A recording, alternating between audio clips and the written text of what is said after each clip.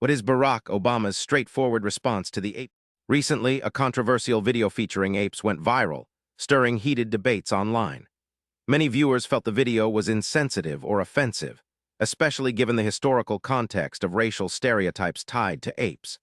This sparked a wave of criticism aimed at the creators and even public figures associated with the discussion. Understanding this background is key to knowing why Barack Obama's response attracted so much attention. Barack Obama responded to the ape video controversy with his trademark calm and clarity.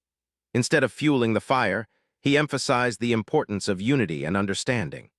He reminded the public that we should focus on what brings us together rather than what divides us.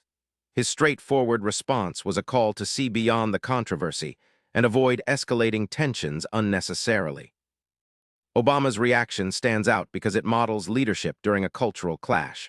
Rather than reacting emotionally or defensively, he chose to de-escalate tensions and promote dialogue. This approach not only calms the immediate controversy, but also sets an example for how public figures and society can handle sensitive issues thoughtfully. It's a reminder that words and attitudes from leaders deeply influence public conversations.